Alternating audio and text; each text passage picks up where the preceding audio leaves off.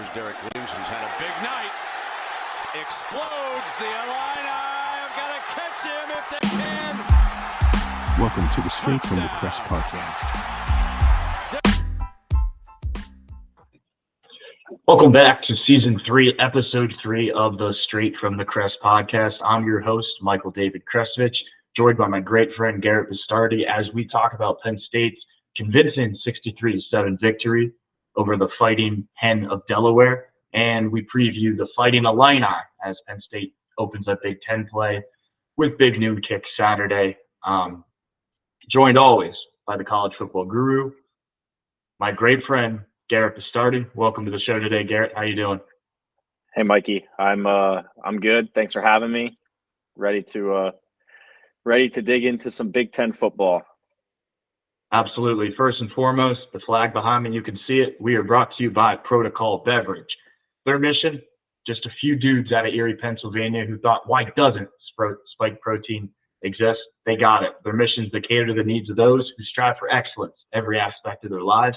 Whether you're an avid fitness enthusiast, a driven professional, or a social butterfly, Protochol is the beverage designed to complement your dynamic lifestyle. You must be 21 to enjoy.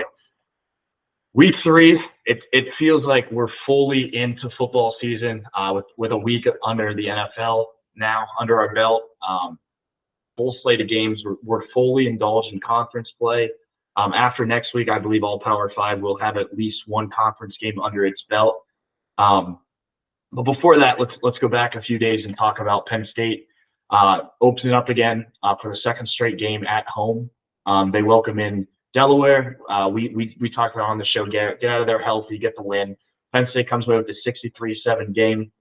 It was 14-7, and then it turned into 63-7 like that. A little worried there. We were texting one another about the run game early on. But when you read 63-7 in Sunday's paper, like I know you opened up the paper and saw that, what were your first old thoughts, school here. Your major takeaways from this win? Yeah, we're old school, dot the I, open up the Sunday paper type of guys. We're definitely starting to get into the football season. I know that because I'm already losing my mind over Texas A&M football. So we're fully into the season now. I kind of like week 1. You try not to overreact to anything. Delaware had, I think, 66 yards rushing, and 65 of it came on one play. I think it's little things like that are probably good because then it gives the coaching staff something to really, really hammer home. Gap discipline is going to be something that is going to be a factor for this team. 2 weeks in, even something, when you're basically playing no disrespect to Delaware, my uncle's alma mater, when you're playing a glorified high school team, anytime you're giving up a 65-yard run, that happens with a blown coverage and a pass, but, it was a pretty, little concerning. And it just goes with a theme of something we have to keep an eye on. Regardless, there's not a whole lot to say. 63-7, everything that we wanted to see, we got to see. We got to see a lot of Bo Pribula, a lot of the 2s and 3s, and, felt a little bit better about going 7 for 9 for 9 extra points. There was not really any issue. And so, there's not a whole lot to dive into. Again, just the biggest concern, I think, still is there are certain guys in the front 7 that I'm not sure are, the quality that we need right now to stop the University of Michigan, stop their backfield, stop Ohio State's backfield, but we're not playing those guys this week. So, that's kind of the takeaway for me. There's not a ton of talk about, just the same issues that I think we saw at week 1 are still kind of there week 2. Yeah, I mean, I agree with you 120%. We dominated the first down battle. We were the clear, bigger, faster, stronger team. 33-5. I think that's pretty indicative of the final score in itself. I will say this, Garrett, if there were a college football game this year, how fun would it be to play with the running back Yarns? I know he would just be an electric guy. Oh, I know. When we would do the random teams, I know he would be a guy that we'd be fighting over. But yeah, No sacks allowed by Penn State's offensive line. It was a game that we talked about. You get through, you get right in the spots, you improve on special teams, you protect the passer, you get out healthy. Penn State did all three. They're 2-0 after. And just a few notes here. Drew was spectacular. Very low-key game. I think 22 of 26, 200 yards and a touchdown. I thought the play out of the two running backs, and specifically Katron Allen, really stepped up. He had his coming out party, which we kind of knew about. I thought Zane Durant with a sack and tackle for loss on the defensive side of the ball. And those were just two highlights there. And week one, we talked about the variety of pass catchers Penn State had. There was 9 week one, there was 10 week two. So getting everyone involved, which we knew that was going to happen with playing a subpar team as Delaware, but no disrespect. They're going to go and make some noise in the FCS this year. They're a well-coached team. Yeah. But I mean, Penn State's one of the top teams in the country, and that was apparent there. So now, Penn State's 2-0, and like you said, it's no Michigan, Ohio State, but they got the noon kick on the road. Last year, the Nittany Lions were 0-2 with the big noon kick, but granted, they played Michigan, Ohio State. They're 16-10 all time. Or I'm sorry, 16-14 all 10 in Big Ten openers. The last time these two teams met was that 9 overtime game back in 2021. Brett Bielema's there, one of the greatest Big Ten icons of all time. Penn State takes its 30 straight games. I'm sorry, 9 straight games of 30 points, most in the country, ahead of Bama, Georgia. You name it, Penn State's better than your offense.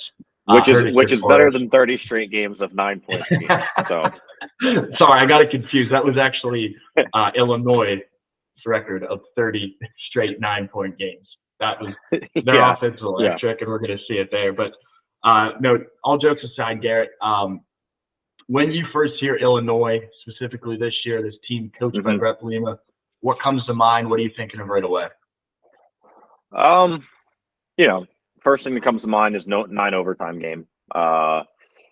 You think of a team that's going to try to line up and run the ball. That's what you think of when you think of Illinois, and I think a lot of people, including myself, kind of circled this game in the calendar as a first real test in regards to maybe a sleeper noon kick, 11 Central in Illinois. One of those games that's just like, that's going to be tough. They're going to be a tough team. I don't think this is the same Illinois team last year that almost won the Big Ten West. Luke Altmaier, their quarterback, is also, he's serviceable. He's also been their leading rusher. They can't really run, and that's been on a lot of broken down plays, a lot of scrambles, some design runs. They can't line up and run the ball nearly as much as they could in previous years. And the defense is just not as sharp as we've seen Brett Bielema defenses, especially since he's been at Illinois. So I still think it's a conference matchup on the road in an environment that is, I wouldn't call tough because it's going to be too loud. I think it's tough just because of the ambiance of it being early in the day. Penn State started to get, that has kind of a look ahead game next week in the whiteout against Iowa. And so, look, I was talking to a friend earlier today about this game specifically. If Penn State, in a season that is wide open, right? Alabama just lost to Texas at home. Georgia has not looked good so far in their first 2 games. Ohio State hasn't looked great. Michigan has looked okay. Clemson's already lost. This season is wide open, right? If you're a team, Penn State, that can potentially go to the playoff and potentially win a national championship, this has to be a game that is in hand, midway through the third quarter, right? This is, and I don't know what the line is off the top of my head. You probably do, and I should know this, but whatever it is, Penn State should go in and cover against an Illinois team. I think Vegas is going to think this is closer than people think. After watching Illinois last Friday night against Kansas just kind of get thrown all over, Penn State should be able to out-athlete, out-scheme, out-coach this team. I'm a little bullish on them being prepared if we think they are the team that we think they are. So I think so. And like you said, they looked awful against Kansas a week ago. They snuck out a 2-point win against Toledo in their opener. And it's weird because, like you said, they were ranked 14th in the country last year at one point. They knocked off Wisconsin. They beat Iowa, and then they hit November and completely slid down the hill. They had a bad loss to Michigan State, and they lose a lot of talent. And one of the most electrifying players last year, Chase Brown, who tore us up in that overtime game. Garrett, great teams can take care of it when it matters, and Penn State's kind of failed to do it. And to answer your question, I'm seeing a lot of 14s on the board, which I agree. Like, Penn State should beat this team by 2 touchdowns if they're as advertised. If Penn State wants to make a statement to the rest of the country, if they want to close the gap between Michigan and Ohio State to Penn State, you win this game by 28 points, and there's no pressure in the fourth quarter to get by it. It's a team that's, as we inch closer to Big Ten play, they're not Michigan, they're not Ohio State, but what they do have, they're great up front, and they have sprinkle of playmakers all around. Like Ohio State, the difference is there's playmakers all over that defense. Illinois, you got some guys on the outside. Their quarterback, Ole Miss transfer, the Altmaier kid, he first saw game action a year ago in their Cotton Bowl that they played in their bowl game. They're an inexperienced bunch. Penn State needs to take advantage of it. Listen, they came out against West Virginia. They made the corrections there, and this is a time you really start to make strides before you hit the very competitive Big Ten conference. Just a quick flyover here in terms of personnel. A few notes that I have. So last year they did snap their nine season losing streak. The Fighting Illini did. And as I mentioned previously, they're very strong up front. They have 2 of the best interior defensive linemen, not only in the Big Ten, throughout the country, in Washington and Bryant. They did lose a lot of talent in their secondary. I'm looking forward to seeing how the Nittany Lions really can exploit that. The likes of Keandre Lambert-Smith and company.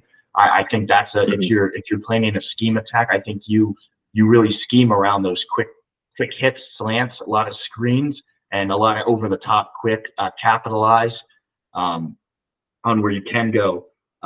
They in terms of playmakers, they have one of the most electrifying guys in the Big Ten who led the Big Ten in yards after catch. Yards after catch, in Isaiah Washington. He's going to be a guy who you're going to hear his name a lot. But there's not much outside of this. And before we really break into prediction here, let's go back and discuss, Garrett.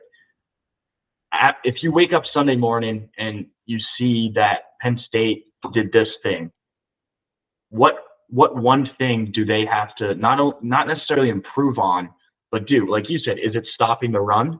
Is it a complete game on their offensive side of the ball? What one thing is crucial as they enter this competitive Big Ten conference? Yeah, I think I would like to see a Pat Block stat for me would be under 3 yards per carry for Illinois. I think that they're going to try to line up and run the ball and see if they can take advantage of any deficiencies that there are. And again, we're nitpicking, but any deficiencies that there might be. 2 years ago when they went into Happy Valley and won that game, it was because they controlled the clock. They controlled, the chains, being ahead of the chains by running the ball just down their throats. So keep it under 3 yards per carry, and I think and make Altmaier beat you over the top. I have a lot of trust in our secondary, getting Daquan Hardy back after him not being in there the first couple weeks for undisclosed reasons, and so I like if I wake up Sunday morning seeing, okay, we held Illinois to 33 rushes for 97 yards. I think we're going to be in pretty good shape. Oh, also, I messed up just before I get flamed. The 2 wideouts are Washington and Bryant, not the defensive lineman. Their defensive linemen are Johnny Newton and Keith Randolph. So Randolph and Newton. Okay. But to your point, I agree there. Randolph and Newton are studs. Also, their offensive lineman is one of the best NFL prospects in the country, but I'm blanking on his name as well. But I'm also looking forward to that. Before we move into the actual prediction, we do our first touchdown. We pick a side. We pick a total here. Our favorite game. This is we draft. If you're new to the show, we draft our favorite alumnus from Penn State's opponent of the week. That way, which kind of the whole thing. The reason we do this is to prepare you guys. Throw this on their way to tailgate. Throw this on a Friday drive, just so you know what you have going in. And this is like just neat stuff to share at a tailgate, so you can bring it up. You Would you get like to to pick go first this week. I'll go first? No. Okay. You go. Yeah, and I'll get the second two. Yeah, you've been too kind to me, Mike. You gave me first pick the first 2 weeks. Now I'm going to repay it. I'm going to go with the great political activist Jesse Jackson. Okay. All right. We're getting. I guess we're getting my political now. 1-1. No, it's just Okay. It's my 1-1.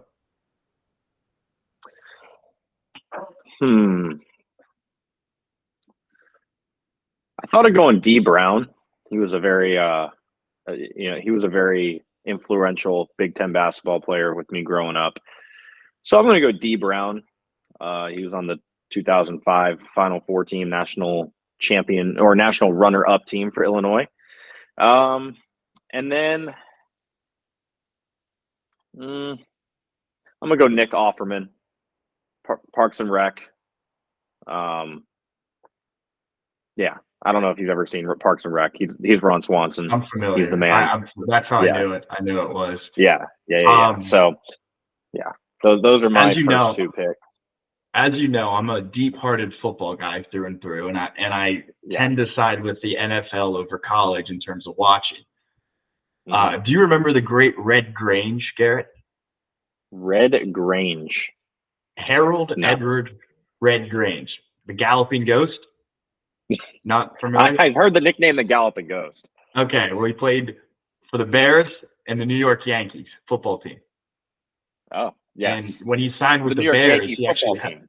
Yeah, the New York Yankees had a football team. I didn't know. They were a football team, yes. It's short-lived. Okay. And when he signed with the Bears, it actually helped the formation of the NFL because it was such a big name. So the Galloping thank you, Ghost. Red Grange. When you're watching Red Zone this weekend, thank you, Red Grange. Okay. All right. And what's your third pick? You trading it to me? No, Hugh Hefner. It was sleeper of the pick. Without explained. Rest in peace, Hugh Hefner. Is he dead? Yeah, 2017. Dang. Tough scene. RIP. Pour one out. My last pick, I'll go Juice Williams. Another middle school Garrett. Impressionable Big Ten player for me. So yeah, Juice Williams. I think he was they went to the Rose Bowl one of the years he was quarterback in 08-09 when Ron Zepp was coaching that team. So not as many famous Illinois alums as I thought there was going to be looking at the list. Nothing that jumped off the page. Yeah. So we had to dig. But yeah, Mike, just looking at the sched here, you take care of business Saturday, and then obviously Iowa comes to town Saturday night, and you try not to look ahead, but all roads are leading to Columbus right now, a month from now. And so, again, we try not to look ahead, but one game at a time. Man, that's what you got to do. One game at a time. But, we're not playing. We don't play. We have no impact on the game. So, yeah, one game at a time, but we can look ahead a little bit. But, yeah, this is a game, again, it tells a lot about the team if they're screwing around with Illinois.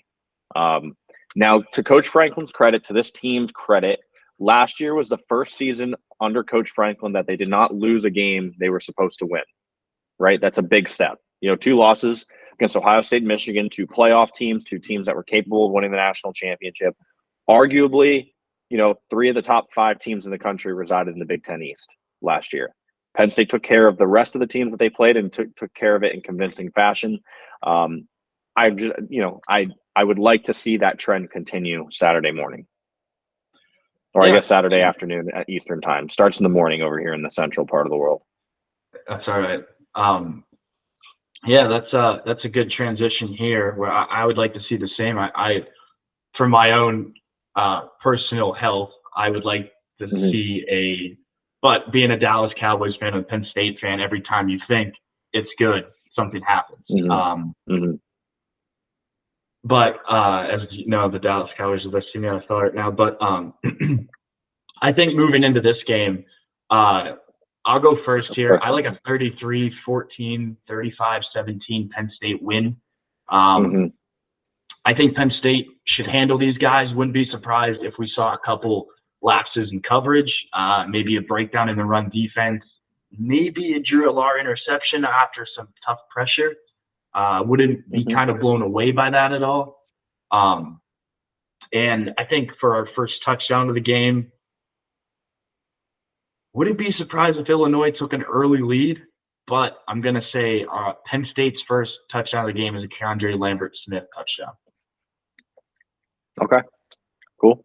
And you got 33-14, 35-14 right in that range. Yeah.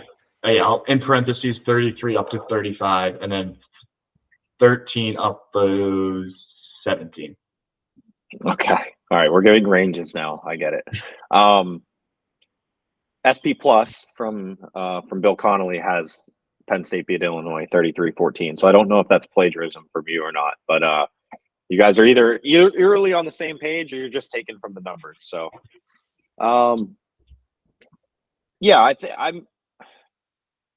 Illinois has scored 14 points total in the first half of games, their first two games so far this season. They were losing to Toledo 19-7. They were losing to Kansas 34-7. Both of those games, obviously, Illinois came back and won the Toledo game. The Kansas game was not nearly as close as the 34-23 score that was on the board when things were all said and done. I just don't think Illinois is nearly as good as maybe some of us thought they might. They could have been. I thought they were maybe a middle of the pack to potential contender in the Big Ten West. I no longer believe that. I don't think I'm getting too carried away if I think Penn State wins this game 35-10, 38-10. Yeah, maybe it's 21-7 at the half, and you want things to kind of be ramped up a little bit more. But I think they go in to Champaign with a workman-like mentality. I think this team is on a mission, and I think they come out with a fairly comfortable win. Let's see if they're able to get you handle the pressure on the road. But one thing Coach Franklin mentioned in his press conference that I thought was pretty interesting: Luke Altmaier, yes, is their leading rusher, but Penn State also probably faced one of the fastest quarterbacks potentially in the country with Garrett Green at West Virginia. So they have already seen this style of play, from a quarterback that's going to run around and try to move the pocket and get outside the pocket and scramble. So, I like 35-10 generally for a score. And Nick Singleton scored 3 touchdowns last week. Let's add another one this week. I think he's our first scorer for this weekend on Saturday. Cool. I think we're both on the same side there. We're actually going to add a new segment. It's our first week doing this. I think I'm going to steal this from PTI, Parting Thoughts. I think just one thing, it could be either about Penn State football, look forward to another college football game, or whatever you're feeling. I like this. My challenge for the Nittany Lions, 2 games, one takeaway. And that was thanks to State College product Keaton Ellis. He forced a fumble last week. Bollesburg product. First takeaway in 2 games. They got to either get an interception or fumble here. Great teams take the ball away. If you look at the last national championship teams, there's a history. And this isn't only college. You can track this trend in the NFL. Obviously, it's cliche to say great teams have the ability to take the ball away and they take care of the ball. Penn State's taking care of the ball. Take the ball away. That's my challenge for the Nittany Lions this week. Find a way to set your offense up, your young quarterback up in favorable field positions. Be aggressive on 3rd down and take the ball away. Take the ball away. Yeah, it's as simple as that. It's not hard. It's not hard. Win the turnover battle. I think that's a good point there, Mike. Okay, I'll go outside of the Penn State sphere. As you know, I'm a equal opportunity college football fan. From across the country. This week. I listen to a lot of Josh Pate. Josh Pate calls them the casuals. The casuals are people who just kind of come in and say, well, this week really looks like a dud, right? I don't think there are any ranked matchups. I think there's going to be a big upset this week. I don't think it's going to be Michigan State beating Washington, given the turmoil that's going on there. If anybody has heard, Mel Tucker and the Michigan State Spartans might be in a little bit of trouble. Could it be the Gamecock down here? Because the people down here are talking like they're going to go and upset Georgia. So I think The Cox might be one. That might just be a game. Just let's see how it goes early, right? Let's see. They have Spencer Rattler, obviously an unbelievable talent. Tennessee has to go to the Swamp. I think that's going to be a game that could be interesting. I just think that I'm not going to say what the big upset is going to be, but I think there's going to be a big upset this week. I'm sorry. I know that's kind of a little bit of a cop-out, but, Georgia, they are I think 4-touchdown favorite against South Carolina. Would not be the first time they've lost a game to South Carolina as a 4-touchdown favorite while they're number 1 in the country. I believe that happened maybe in 2019 early in the season. So Florida State has to go up to Boston College. Hurricane Lee hitting New England, little weather tip here. The Noles going to have to maybe toss the ball in the air a little bit during a hurricane. I don't know. That might get tough. So let's just see. I think this weekend will be less of a dud than people think. And then next weekend, Mike, just a full slate all day. We're going to be reunited. We're going to be, Mike and I will be up in State College together for The Whiteout. live But show there are from going Happy Valley in 2 weeks. live, guys. yeah. We're going to be doing a lot of. Let's do it from in Happy front of the Valley. stadium. Let's do it We in could front do of the that. stadium. Let's just. I don't know how we'll do it, but let's just do it from in front of the stadium. But I believe Ohio State and Notre Dame are playing at the same time Penn State's playing. Clemson, Florida State play each other. A lot of good ball on next weekend. But any weekend we have college football, it's good ball. So. But big upset coming this weekend. I don't know who. That's a cop-out, but that's my PTI. What did you call that? What's the new segment? Thoughts. Parting thoughts. That's my parting thought. Yeah, I mean, a lot of people down here. I mean, a lot of my friends are South Carolina fans, and they're kind of like you, where they're saying, "Hey, don't be surprised." They're not saying it's going to be an upset, but they're letting me know. I think Georgia wins 56-3, but that's just me.